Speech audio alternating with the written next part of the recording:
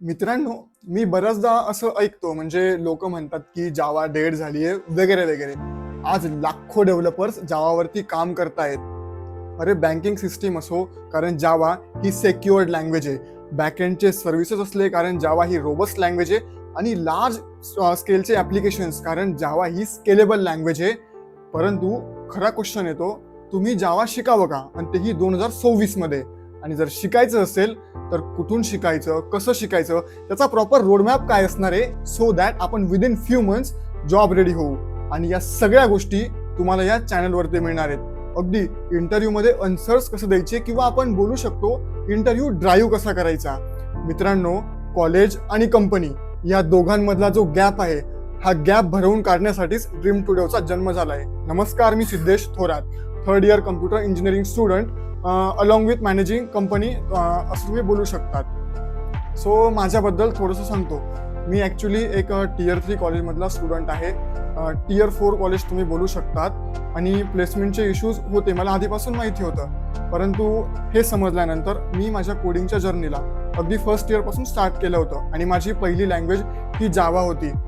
मित्रांनो, मी गोष्टी ह्या एखादी कॉन्सेप्ट शिकताना ती गोष्ट का आली, कशी आली, कुठून आली, तिचा वापर कोणत्या ठिकाणी केला जाऊ शकतो, या सगळ्या गोष्टींचं प्रॉपर इन डेप्थ अंडरस्टँडिंग करून घेतलं. मित्रांनो, मला सेकंड इयरमध्ये 5 पेक्षा जास्त कंपनीच्या स्टार्टअप ऑफर्स आल्या, आणि तेही कम्प्लिटली ऑफ कॅम्पस. मला सांगायला आवडेल, मी मागच्याच महिन्यामध्ये एक multinational product based company crack केली. तिचा इंटरव्ह्यू हा पूर्ण जावा बेसवरती होता, आणि त्यातही माझं सिलेक्शन झालंय. मी नाव रिव्हील नाही करू शकत सध्याला, परंतु आज माझ्याकडे ऑलमोस्ट 1.5 पेक्षा जास्त वर्षांचा स्टार्टअप एक्सपिरियन्स आहे. मित्रांनो, मी स्टार्टअप एक्सपिरियन्स बोलतोय कारण असं म्हणतात की 1 वर्षाचा startup experience is equals to multinational कंपनीचा 3 वर्षाचा एक्सपिरियन्स असतो, असं लोक बोलतात. म्हणजे सो मी हे सगळं तुम्हाला का सांगतोय, कारण आजही खूप स्टुडंटची कंप्लेन असते किंवा बोलतात की कोडिंग डिफिकल्ट आहे किंवा कॉम्पिटिशन खूप आहे. परंतु ऑनेस्टली सांगतो मित्रांनो, प्रॉब्लेम हा ॲक्च्युली कोडिंग नाही आहे. प्रॉब्लेम आहे आपला लर्निंग ॲप्रोच. आपण कशा वेळेने ते शिकतो. जर तुम्ही गोष्टी या स्टेप बाय स्टेप शिकलात, कॉन्सेप्टचा एक एक कॉन्सेप्ट अगदी क्लिअर, इन डेप्थ क्लिअर करत गेलात, तर कोडिंग इतकी अवघड सिरियसली नाही आहे. आणि म्हणूनच इंटरव्ह्यूमध्ये काय विचारलं जातं किंवा कंपनी काय एक्सपेक्ट करतात, कंपनीना एक्सपेक्ट कोणत्या गोष्टीची गरज आहे, आणि रिअल वर्ल्डमध्ये आपल्याला काय एक्झॅक्टली लागतं किंवा गरज आहे, या सगळ्या गोष्टी आपण या सिरीजमध्ये बघणार आहोत. सो तसं बघायला गेलं तर मला मल्टिपल टेक्नॉलॉजीजमध्ये माझा हँड्स ऑन एक्सपिरियन्स आहे, including front end, back end, development. परंतु एक स्ट्रॉंग फाउंडेशन देण्यासाठी मी एक लँग्वेज निवडली आहे, जावा. मित्रांनो, विचार करा, जावा ही लँग्वेज 1995 मध्ये 1995 मध्ये आलेली लँग्वेज. जेम्स गोस्लिंग आणि टीम्सने सन मायक्रोसिस्टीम या कंपनीच्या अंडर ही लँग्वेज डेव्हलप केली होती. ती सध्या ओरॅकलच्या मालकीची आहे, आपल्याला सगळ्याला माहिती आहे. परंतु आज 2026 सुरू आहे मित्रांनो, आणि आजही मल्टीनॅशनल कंपनीज जावाचा हेवी वापर करतायत. का रे? कारण जावा ही स्टेबल लँग्वेज आहे, जावा ही स्केलेबल लँग्वेज आहे, जावा ही एंटरप्राइज सिस्टीमसाठी एक परफेक्ट अशी लँग्वेज आहे. सो आता क्वेश्चन येतो की मी जावा का निवडलं. ॲक्च्युली थोडं रिझन सेल्फिश आहे. माझी पहिली प्रोग्रामिंग लँग्वेज जावा होती, आणि माझी सगळ्यात आवडती लँग्वेज ही जावा आहे. मी काम जरी 1.5 वर्ष फ्लटरवरती केलेलं असतं, फ्लटर डार्टवरती, परंतु म्हणजे मी एन्जॉय करतो जावा लँग्वेजला. ज्यावेळेस आपण कोड लिहितो, पब्लिक स्टॅटिक व्हॉइड मेन स्ट्रिंगचा ॲरे ARJS, मला माहिती आहे आत्ताच्या लेटेस्ट व्हर्जनमध्ये ते पब्लिक स्टॅटिक काढून फक्त व्हॉइड मेनचाच यूज केला जातोय, परंतु लेट इट बी.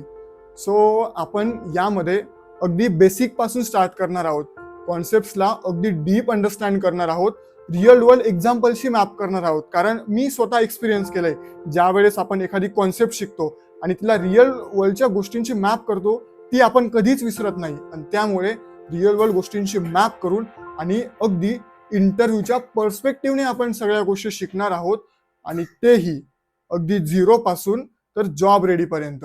हो, एक्झॅक्टली. सो कोडिंग स्टार्ट करण्यापूर्वी एक बेसिक क्वेश्चन आपण सगळे समजून घेऊया, ठीक आहे. सो प्रोग्रामिंग लँग्वेज म्हणजे काय एक्झॅक्टली. मित्रांनो, प्रोग्रामिंग लँग्वेज म्हणजेच कम्प्युटरला समजणारी लँग्वेज. उदाहरणार्थ, सपोज आपण घरी आहे, आपल्याला भूक लागली, आपण आईला सांगतो की आई मला जेवण बनवून दे. आई काय करते रे, पटकन किचनमध्ये जाते, गॅस सुरू करते आणि आपल्याला जे काही मॅगी, पोहे, उपीट जे काही आवडत असेल ते पटकन बनवून देते. ही गोष्ट एक्झॅक्टली का होते रे? कारण आपण जी भाषा बोलतो ती आपल्या आईला समजते आणि त्या अकॉर्डिंग आपली आई गोष्टी पुढे प्रोसेस करते. म्हणजेच जर आपल्याला कुणाला काहीतरी सांगायचं असेल तर त्या समोरच्या व्यक्तीला ती भाषा येणं महत्वाचं आहे. एक्झॅक्टली कम्प्युटर बाबत हेच होतं मित्रांनो. कारण कम्प्युटरला आपली HLL म्हणजेच हाय लेवल लँग्वेज समजत नाही.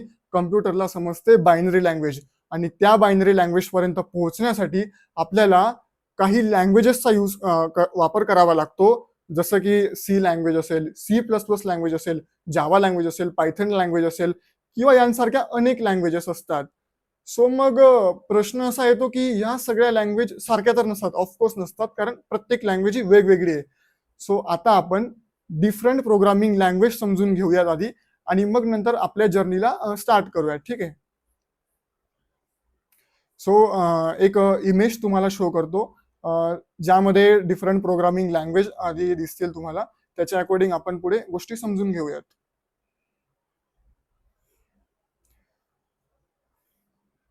सो जसं की इथं दिलेलं आहे डिफरंट प्रोग्रामिंग लँग्वेजेस. आता आपण समजून घेऊयात की मशीन लँग्वेज काय असते, असेंब्ली लँग्वेज काय असते आणि हाय लेवल लँग्वेज म्हणजेच काय, जावा, पायथन, C++ या सगळ्या हाय लेवल लँग्वेज असतात. सो यामध्ये आपण सगळ्यात आधी समजून घेऊयात की मशीन लँग्वेज काय असते एक्झॅक्टली.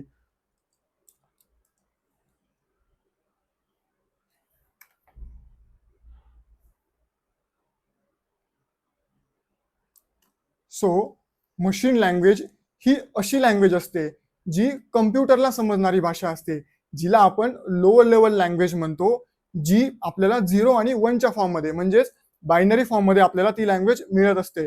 सो आपण एकदा प्रॉपर गोष्टींचा मॅप करून घेऊ सो दॅट तुम्हाला नोट्स बनवायला पुढे सोपं जाईल. ठीक आहे. सो मशीन लँग्वेज ही एक लो लेवल लँग्वेज असते. ठीक आहे. त्यानंतर ही लँग्वेज ही बायनरी फॉर्ममध्ये म्हणजेच काय, 0 आणि 1च्या फॉर्ममध्ये असते. तुम्ही बोलाल की 0 आणि 1 म्हणजे काय दादा एक्झॅक्टली. सो बायनरी आणि डेसिमल या सगळ्या गोष्टी आपण पुढे बघणार आहोत, परंतु आज इंट्रोडक्शनचा व्हिडिओ आहे. सो बेसिकली आपण फक्त एक इंट्रोडक्शन बघूयात की एक्झॅक्टली प्रोग्रामिंग लँग्वेज असतात तरी काय. सो 0 आणि 1 जे बोललो मी, आता सपोज आपल्याला 10 नंबर हा कम्प्युटरला पास करायचा आहे. सो 10 या डेसिमल नंबरची बायनरी व्हॅल्यू ही काय रे, 1010. आता ही 1010 कशी आली हे आपण नंतर बघणारच आहोत, परंतु एक गोष्ट तर आपल्याला समजली की जर आपल्याला कम्प्युटरशी डील करायचं असेल तर आपल्याला बायनरी लँग्वेज म्हणजेच काय, मशीन लँग्वेज मध्ये कन्वर्ट करून आपल्याला कम्प्युटरशी बोलावं लागणार आहे. ठीक आहे. मग आता सेकंड लँग्वेज पिक्चर मध्ये येते, ती म्हणजे असेंब्ली लँग्वेज. आता असेंब्ली लँग्वेज म्हणजेच काय रे, की मशीन लँग्वेज पेक्षा थोडीशी इझी आपण म्हणू शकतो. So easier than machine language.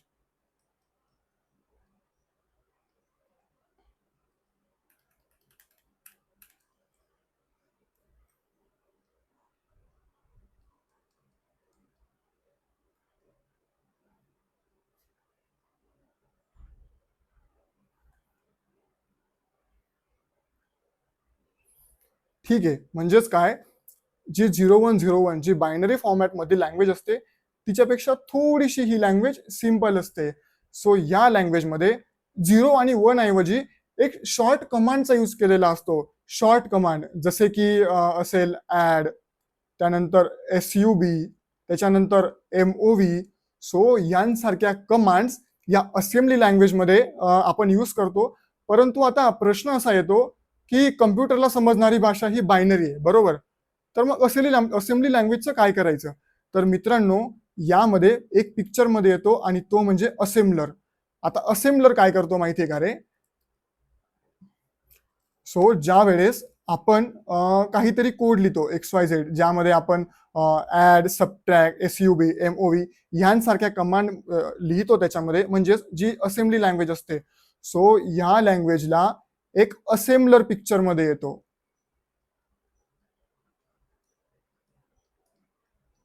आणि हा असेंब्लर काय करतो, जी असेंब्ली लँग्वेज आहे त्या असेंब्ली लँग्वेजला बायनरी लँग्वेज मध्ये कन्वर्ट करतो.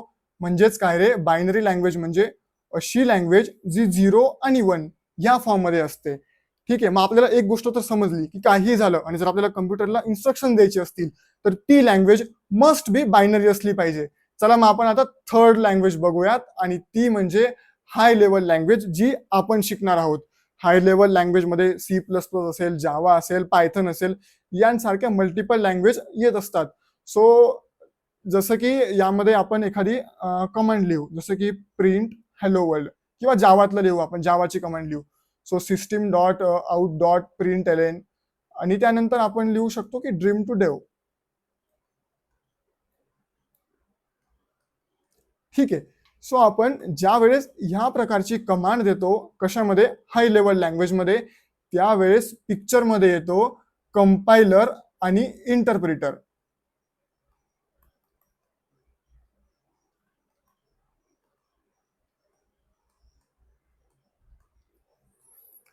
सो आता कंपायलर आणि इंटरप्रिटर हे एक्झॅक्टली काय करतात, बरोबर? कारण ज्या वेळेस आपल्याला प्रत्येक आपलं गोल काय आहे की कुठलीही लँग्वेज असेल तिला बायनरीमध्ये कन्वर्ट करणं, कारण ती कम्प्युटरला समजली पाहिजे, बरोबर ना?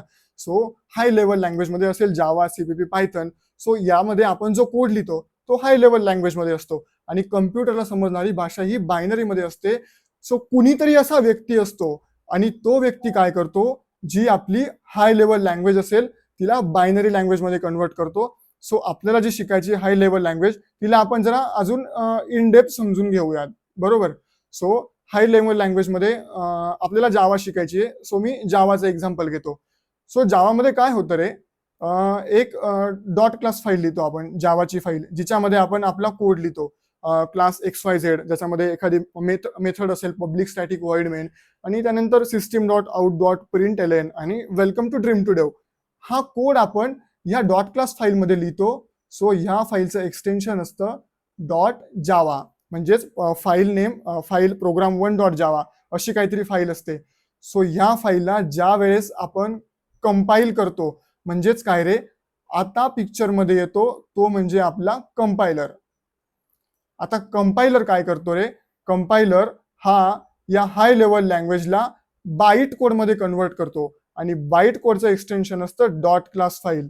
म्हणजेच काय, सपोज आपण प्रोग्राम 1 डॉट जावा नावाची एक फाईल लिहिली आहे, ठीक आहे. सो ह्या फाईलला कंपायलरने कंपाईल केलं, म्हणजेच कोड हा कंपाईल केला आणि त्यानंतर एक डॉट क्लास फाईल बनली. मित्रांनो, आता ही जी काय डॉट क्लास फाईल आहे ही बाईट कोडच्या फॉर्ममध्ये, परंतु आपल्याला तर माहिती आहे की मशीनला लागणारा जो, मशीनला जी भाषा समजते ती असते बायनरी, म्हणजेच 0-1च्या फॉर्म मधली. सो आता पिक्चरमध्ये येतो JVM. सो होतं काय रे एक्झॅक्टली, आता हे जे काही सांगतोय इंट्रोडक्टरी व्हिडिओ असल्यामुळे सगळ्या गोष्टी बेसिक सांगतो, याला आपण पुढे इन डेप्थ समजणार आहोत. एक एक गोष्ट कशी चालते इंटरनली हे सगळ्या गोष्टी आपण यामध्ये बघणार आहोत. सो ही जी डॉट क्लास फाईल होती, ज्यावेळेस आपण कोड टाकतो की javac program name dot Java, ही ज्यावेळेस कमांड टाकतो आपण javac program name dot Java, so त्यानंतर कंपायलर पिक्चरमध्ये येतो आणि कंपायलर काय करतो, डॉट क्लास फाईल बनवतो. ही dot class file as a input म्हणून JVM ला जाते. परत एकदा ऐका, ही जी डॉट क्लास फाईल आहे जी आपण कंपायलरने दिली आपल्याला कंपाईल केल्यानंतर, ही dot class file as a input म्हणून JVM ला जाते आणि नंतर JVM ह्या फाईलला कंपाईल करून आणि आपल्याला एक्सपेक्टेड आउटपुट देतो, जे आपण एक्सपेक्ट करतो. सपोज आपण एक मेन मेथड लिहिली, public static void main, system dot out dot println आणि welcome to dream to dev. So आपल्याला प्रिंट एलेन जी प्रिंट करणारा डेटा आहे तो आहे welcome to dream to dev. So आपल्याला हा डेटा आपल्या स्क्रीनवरती प्रिंट करून मिळतो. आय होप तुम्हाला कंपायलर आणि इंटरप्रिटर समजलं असेल, किंवा मशीन लँग्वेज, असेंब्ली लँग्वेज आणि हाय लेवल लँग्वेज ह्या एक्झॅक्टली कशा चालतात हे समजलं असेल. सो आपण एकदा याचा बेसिक ओव्हरव्ह्यू घेऊया, ठीक आहे. सो आपल्याला आता समजलंय की जी मशीन लँग्वेज आहे,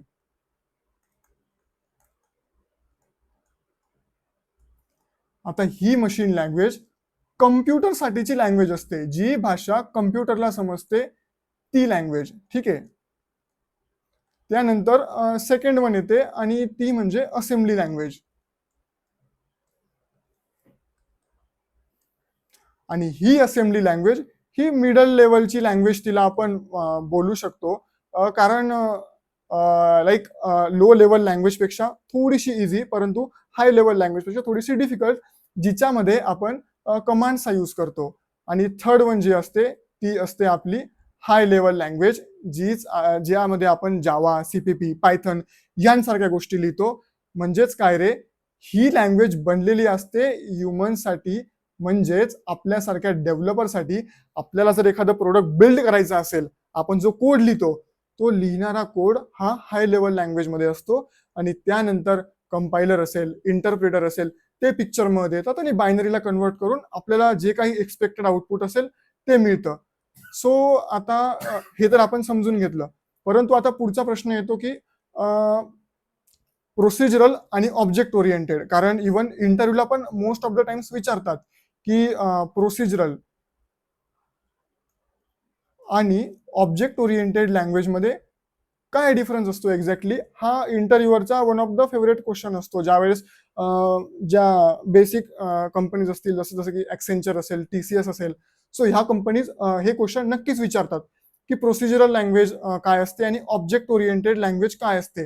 तर मित्रांनो, प्रोसिजरल लँग्वेज म्हणजे अशी लँग्वेज जी सी लँग्वेज सारखी असते, ज्याच्यामध्ये कुठलाही ऑब्जेक्ट किंवा क्लासेस या गोष्टींचा वापर नसतो. किंवा आपण बोलू शकतो की ही language step by step execution करते.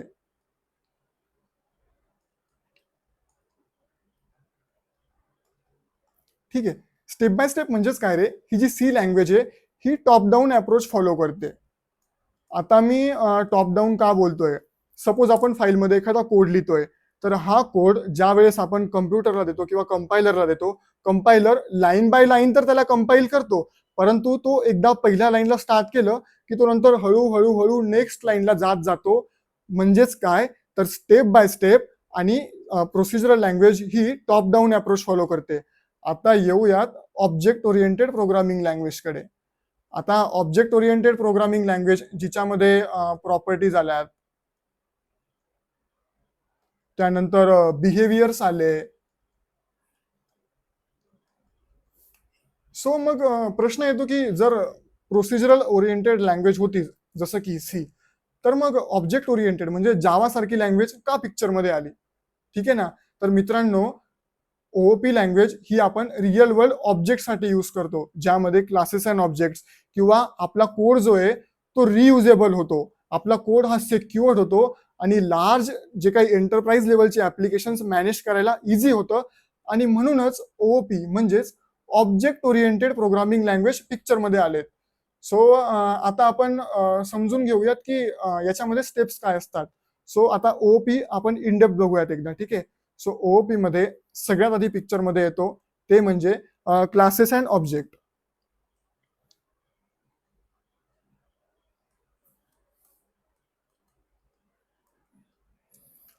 सो क्लास म्हणजे काय रे एक्झॅक्टली. आणि मी खरं सांगतो, इव्हन मला आत्ता रिसेंटली विचारला गेलेला क्वेश्चन आहे क्लासेस आणि ऑब्जेक्ट. यावरती मला इंटरव्ह्यूवरने गोष्टी खूप इनडेप्थ विचारल्या होत्या. तर एकदा क्लासेस आणि ऑब्जेक्ट म्हणजे काय एकदा समजून घेऊयात. सो क्लास क्लास म्हणजे एक ब्लू प्रिंट असते.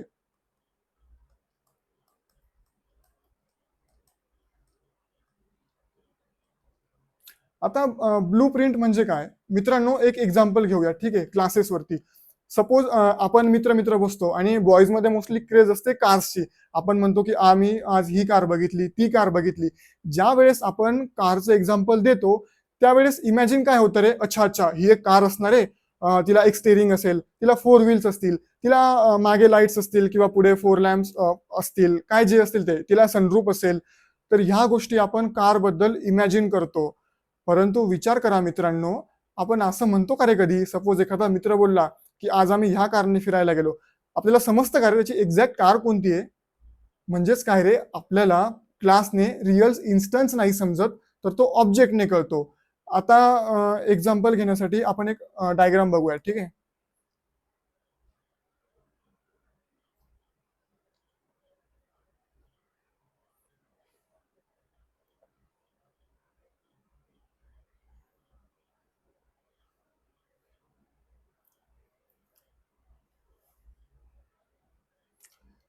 सो इथं दाखवलंय, मी जे एक्झाम्पल घेतलं कार क्लासचं. ठीक आहे. म्हणजेच एक क्लास आहे जो कार नावाचा आहे आणि आपण मित्रांमध्ये डिस्कस करतो गाडींबद्दल.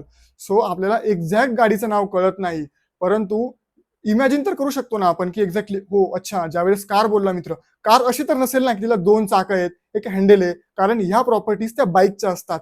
आणि आपण एक्झाम्पल घेतोय कारचं. म्हणजेच काय रे, एक ब्लू प्रिंट ते एक्झॅक्टली कसं दिसणार आहे ते ज्यावेळेस आपल्याला सांगायचं असतं त्यावेळेस आपण क्लासचा यूज करतो आणि म्हणूनच क्लासला ब्लू प्रिंट असं म्हटलं जातं. मग आता प्रश्न येतो की ऑब्जेक्ट म्हणजे काय? सो ऑब्जेक्ट म्हणजे एक रिअल वर्ल्ड एंटिटी. उदाहरणार्थ ऍक्च्युअल कार. आता मी मित्राला सांगितलं की मी व्हर्नामध्ये गेलो किंवा मी बलिनोमध्ये गेलो. सो ह्या कारमध्ये ह्या कारला ऍक्च्युअल ऑब्जेक्ट आहे, म्हणजेच ही एक रिअल वर्ल्ड एंटिटी आहे आणि म्हणून ती येते ऑब्जेक्टमध्ये. सो प्रत्येक ऑब्जेक्टला जसं की कलर असेल, कारला कलर असतो किंवा कारची प्राइस काय असेल, किंवा तिचा इन्शुरन्स असेल, किंवा या सगळ्या गोष्टी म्हणजेच काय क्लासच्या प्रॉपर्टीज आणि बिहेवियर. आता बिहेवियरमध्ये आपण बिहेवियर म्हणजेच ऍक्च्युली मेथड म्हणजेच काय तर कारची सर्व्हिसिंग किती दिवसात करायची आपल्याला, किंवा तिला कॉल केल्यानंतर ती 1 to 10 या सेकंड्समध्ये ती किती स्पीड बूम करू शकते. सो ही आपण मेथड लिहू शकतो. सो ज्यामध्ये आपण प्रॉपर्टीज म्हणजेच काय ऑब्जेक्टमध्ये आपण प्रॉपर्टीज लिहितो आणि त्याचे बिहेवियर लिहित असतो. सो आता आपण एकदा बघून घेऊयात कारचं example with properties and methods. आपण सध्याला एका कारला कन्सिडर करूयात. ठीक आहे.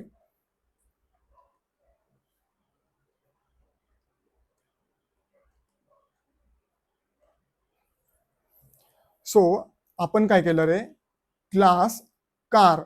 आता ह्या कारचा आपण इन्स्टन्स क्रिएट केला.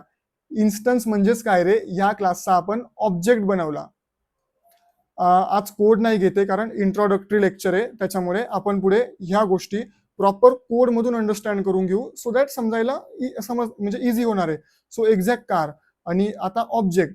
ह्या ऑब्जेक्टमध्ये आपण कारचं नाव घेऊ वर्ना. ठीक आहे. वर्ना ही कार आहे म्हणजेच ही हिला ऍक्च्युअल जागा मिळाली आहे. ही काय एक इन्स्टन्स आहे. सो ह्या कारला प्रॉपर्टीज असतील जसे की कारचा कलर काय आहे, त्यासोबतच कारची प्राइस काय आहे, त्यासोबतच अजून आपण बोलू शकतो की कार किती किलोमीटर पर्यंत ड्राईव्ह झाली आतापर्यंत, कारचं मॉडेल कोणतं आहे आणि त्यानंतर मेथड्स. ठीक आहे. म्हणजे ह्या आपण बघितल्यात त्या होत्या प्रॉपर्टीज आणि सेकंड ज्या बघणार आहोत त्या आहेत मेथड्स. सो मेथड्स म्हणजे कारची स्टार्ट नावाची मेथड असेल, कारला जर रिव्हर्स जायचं असेल तर त्यासाठी असणारी कारची बॅकवर्ड नावाची मेथड, कारला जर पुढे जायचं असेल तर त्यासाठी असणारी फॉरवर्ड नावाची मेथड, कारला जर थांबायचं असेल तर त्यासाठीची स्टॉप नावाची मेथड. म्हणजेच काय रे, या सगळ्या गोष्टी एका क्लासमध्ये असतात. ऑब्जेक्ट ऍक्च्युअल जागा मिळाल्यानंतर ते ऑब्जेक्ट कसं बिहेव करणार आहे, ते कसं दिसणार आहे, ऍक्च्युअली त्याचं स्ट्रक्चर कसं असणार आहे, या सगळ्या गोष्टी आपल्याला क्लासमधून समजतात. आणि ज्या वेळेस आपण ऍक्च्युअल ऑब्जेक्टला व्हिजिट करतो सो ऍक्च्युअल ऑब्जेक्टमध्ये प्रॉपर्टीज, सपोज आता कलर जो होता तो कलर असेल कारचा रेड, त्याच्यानंतर प्राइस जी असेल क्लास कारची ती वर्नाची प्राइस ऑलमोस्ट 16 लाख समजून घेऊ आपण. ठीक आहे. त्यानंतर किती किलोमीटर आतापर्यंत आपली कार फिरली आहे. सो आपली कार आतापर्यंत 1 लाख किलोमीटर फिरलेली आपण समजू शकतो. आणि त्यानंतर आपल्या कारचं मॉडेल कोणतं आहे. सो वर्नाचं मला नाही माहिती. ठीक आहे. आपण एक कन्सिडर करू वर्ना SX. ठीक आहे. हे वर्नाचं मॉडेल आहे. त्यानंतर आपण मेथड्स. सो यामध्ये मग स्टार्ट मेथड असेल, त्यानंतर बॅकवर्ड मेथड असेल, त्यानंतर फॉरवर्ड मेथड असेल, स्टॉप मेथड असेल. या सगळ्या गोष्टी आपण ऍक्च्युअल ऑब्जेक्ट म्हणजेच काय रे, त्याला आपण जागा प्रोव्हाइड करतो. आता हे एक्झाम्पल आपण डायग्रामॅटिकली समजून घेतलंय. नेक्स्ट लेक्चरमध्ये किंवा त्याच्या नेक्स्ट लेक्चरमध्ये आपण याला ऍक्च्युअल कोडमध्ये इम्प्लिमेंट करून बघणार आहोत. ठीक आहे. सो आपल्याला लास्टला एक कॉन्क्लुजन निघतं क्लास आणि ऑब्जेक्ट मधला. क्लास म्हणजेच काय रे, एक ब्लू प्रिंट, आणि ऑब्जेक्ट म्हणजे त्याचा ऍक्च्युअल इन्स्टन्स ज्याला ऍक्च्युअल जागा असते. आता आणि त्यानंतर ज्यावेळेस इंटरव्ह्यूवर तुम्हाला विचारेल की क्लासेस अँड ऑब्जेक्ट एक्सप्लेन कर, सो आपण त्याला एक गोष्ट सांगू शकतो की क्लास म्हणजे काय रे, एका शब्दामध्ये क्लास म्हणजे काय रे तर एक ब्लू प्रिंट असते, आणि ऑब्जेक्ट म्हणजे त्याचा ऍक्च्युअल इन्स्टन्स म्हणजेच रिअल ती गोष्ट जिला त्या ठिकाणी जागा मिळते ऍक्च्युली. एक्झाम्पल मध्ये क्लास घेतला होता आपण कार आणि ऑब्जेक्ट घेतला आपण वरना जी ऍक्च्युअल कार आहे. सो आता आपण नेक्स्ट त्याला जाऊयात, ते म्हणजे इनकॅप्सुलेशन.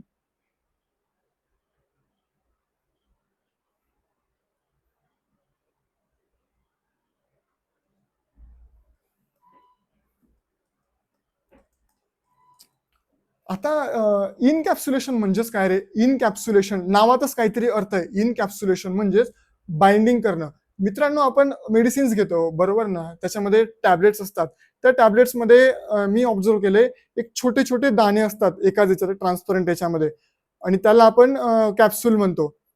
सो ते काय सांगतं रे, की एका त्या टॅबलेटमध्ये मल्टिपल ते छोटेसे दाणे एकत्र केले असतात, म्हणजेच त्याला एकत्र बाइंड केलेले असतात आणि मग ते एका ठिकाणी व्रॅप केलेले असतात, आणि म्हणूनच त्याला आपण या ठिकाणी मॅप करू शकतो. याला आपण इनकॅप्सुलेशन म्हणतो. जर प्रोग्रामिंग लँग्वेजच्या भाषेत बघायला गेलं तर इनकॅप्सुलेशन म्हणजेच काय रे? डेटा आणि मेथड्स या दोघं गोष्टींचं एकत्रित बाइंडिंग. आता एक्झाम्पल घ्यायला गेलं तर एटीएम मशीनचं एक्झाम्पल आपण घेऊ शकतो. आता एटीएम मशीन म्हणजे काय रे? तर एटीएम मशीन मध्ये ज्यावेळेस आपण जातो, आपण काय करतो रे? बटन दाबतो. जेवढे पैसे आपल्याला काढायचे असतील, जे काही गोष्टी करायच्या असतील, त्यानंतर आपल्याला ते पैसे मिळतात. परंतु मला सांगा, आपल्याला त्या एटीएम मशीनचं इंटरनल वर्किंग समजतं का रे? नाही ना. कारण आपण मशीन मधून फक्त इनपुट आणि आउटपुट या दोनच गोष्टी करू शकतो, आणि त्यामुळेच त्याच्यामधले इंटरनल गोष्टी हाईड केलेल्या असतात. जर इंटरव्ह्युअरने विचारलं की इनकॅप्सुलेशन म्हणजे काय, तर डेटा आणि मेथड्सला एकत्रित बाइंड करायचं, आणि त्यालाच आपण इनकॅप्सुलेशन म्हणतो. आता पुढचा पार्ट घेऊयात, तो म्हणजे inheritance.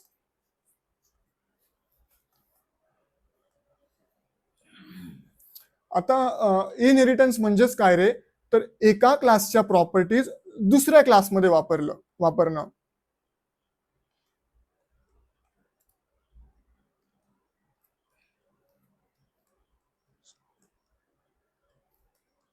Properties of one class to another class.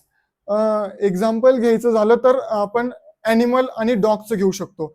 Suppose एक आपण पेरेंट क्लास डिफाईन केला, तो म्हणजे ॲनिमल, आणि त्यानंतर चाइल्ड क्लास डिफाईन केला, तो म्हणजे डॉग हा क्लास. मित्रांनो, ह्या ज्या काही गोष्टी असतील मी समजू शकतो, पहिलं लेक्चर आहे, जस्ट लाईक की तुम्ही कन्झ्युम करण्याचा प्रयत्न करा जे काही सांगतोय. एकेका टॉपिकवरती एक एक पूर्ण लेक्चर असणार आहे. म्हणजेच काय, इनकॅप्सुलेशन वरती होल लेक्चर, इनहेरिटन्स वरती कम्प्लीट 1 hourचं लेक्चर. या सगळ्या गोष्टी आपण इन डेप्थ शिकणार आहोत. पण आपण इंट्रोडक्टरी म्हणून आपण एक्झॅक्टली जावामध्ये काय शिकतो हे समजून घेऊयात. त्यामुळे बेसिक गोष्टी अगदी शॉर्ट मध्ये सांगतोय. सो इनहेरिटन्स म्हणजे काय रे? तर एका क्लासच्या प्रॉपर्टीज दुसऱ्या क्लासमध्ये येणं. हे कधी यूज करतो आपण? आपण रिअल टाइम एक्झाम्पल घेतलं, म्हणजेच काय, ॲनिमल.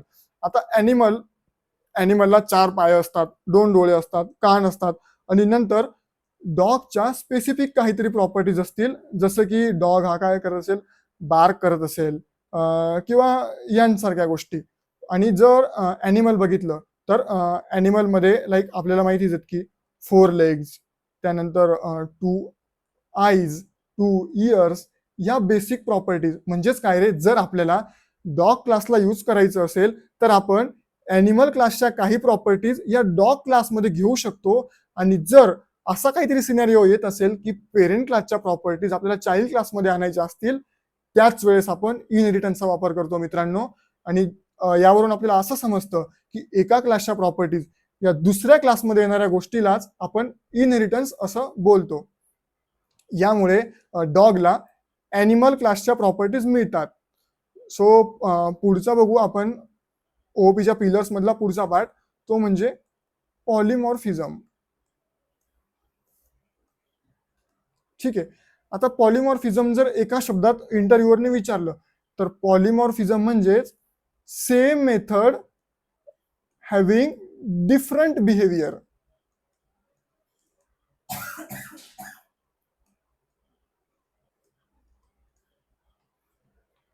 आता हे असं का बोलतोय मी? एक्झाम्पल घेऊयात. ठीक आहे. आता एक सेम मेथड म्हणून मी एक रन मेथड लिहिली, आणि डिफरंट बिहेवियर म्हणजेच काय, एकच मेथड परंतु ती मेथड वेगवेगळ्या प्रकारे बिहेव करते. जसं आपण त्याला इनपुट आर्ग्युमेंट पास करतो त्या अकॉर्डिंग. जसं की आपण आता रन मेथड घेतली. सो रन मेथडमध्ये ज्यावेळेस मी इनपुट पॅरामीटर हा रन मेथड फॉर कार, तर त्यामध्ये कारचं बिहेवियर दाखवेल. म्हणजेच काय रे, कार ही 120 किलोमीटर पर आवरच्या स्पीडने काहीतरी फिरत असेल. त्यानंतर हीच रन मेथड जर मी ह्युमनसाठी कन्सिडर केली, तर ह्युमनचा स्पीड ऑलमोस्ट इतका नसेलच, छोटंसं काहीतरी, किंवा नॉर्मल आपण रन असं म्हणू शकतो, रन करतो आपण. त्यानंतर हीच मेथड जर आपण डॉग साठी लिहिली, ठीक आहे, तर त्याचं बिहेवियर वेगळं असेल. म्हणजेच काय रे, की सेम मेथड, परंतु जसे इनपुट आर्ग्युमेंट आपण पास करू वेगवेगळ्या प्रकारचे, त्याचप्रमाणे याचं बिहेवियर बदलणार आहे. आणि यालाच आपण पॉलिमॉर्फिझम म्हणतो. म्हणजेच काय रे, सेम फंक्शन म्हणजेच सेम मेथड असते, परंतु इनपुट पॅरामीटर्सच्या अकॉर्डिंग त्याचं बिहेवियर हे डिफरंट असतं. आता त्याच्या पुढचा म्हणजेच ओपीचा लास्ट पिलर आपण बघूया, आणि तो म्हणजे ऍब्स्ट्रॅक्शन.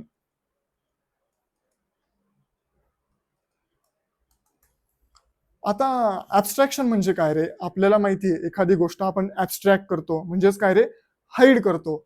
म्हणजेच ऍब्स्ट्रॅक्शन म्हणजे काय रे, इम्पॉर्टंट इन्फॉर्मेशन दाखवणे आणि बाकीच्या गोष्टी हाईड करणे. So to show important information आणि ज्या काही रिमेनिंग गोष्टी असतील त्या हाईड करणे, किंवा आपण म्हणू शकतो अननेसेसरी गोष्टी असतील त्यांना हाईड करणे.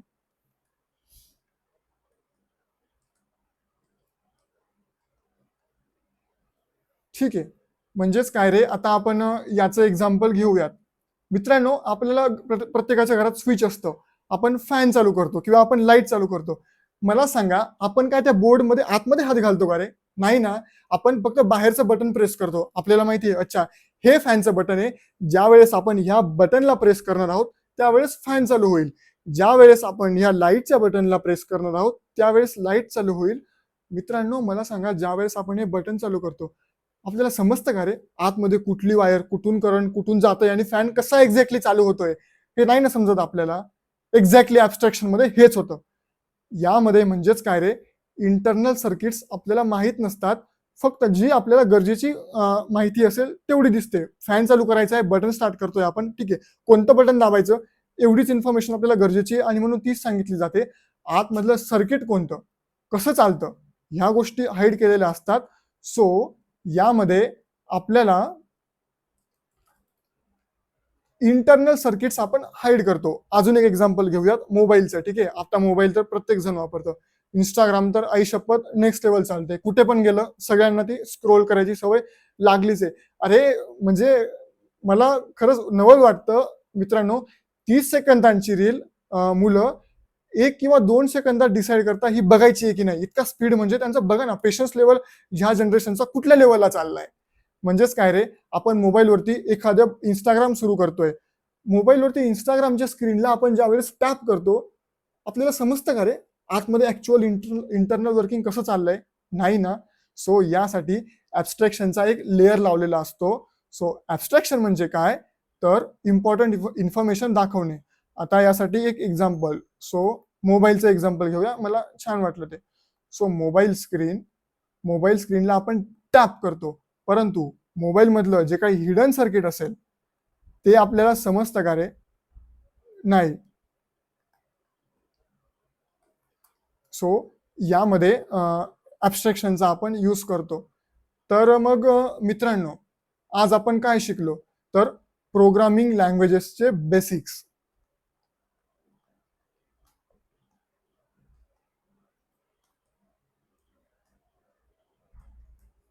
त्यानंतर आपण शिकलो की ओओपीचे फंडामेंटल्स, ऍक्च्युली ओओपी कशाला म्हणतात, तिचे 4 पिलर्स काय आहेत, ती कशी यूज केली जाते, किंवा तिचा रिअल टाइम याच्यामध्ये आपण कसा यूज करतो हे आपण बघितलं. आणि मित्रांनो, हाच प्रोग्रामिंग लँग्वेजचा फाउंडेशन आहे.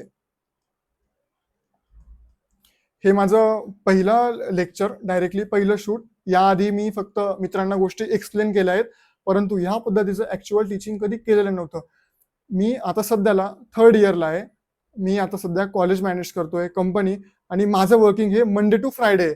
माझं हे पॅशन असल्यामुळे मला वाटलं तर मी सॅटर्डे संडे फॅमिली फ्रेंड सोबत टाइम एन्जॉय करू शकलो असतो. बट हे माझं पॅशन आहे. मला डेडिकेटेडली माझा हा वेळ तुमच्यासाठी, ड्रीम टू डेव साठी द्यायचा आहे. माझं ड्रीम आहे जे कॉलेज आणि इंडस्ट्री लेवल यामधल्या गोष्टींचा जो गॅप आहे तो मला मिटवायचा आहे. सो मित्रांनो, जर तुम्हाला आवडलं असेल, काही इम्प्रूव्हमेंट किंवा सजेशन असतील तर ते तुम्ही कमेंटमध्ये सांगू शकतात.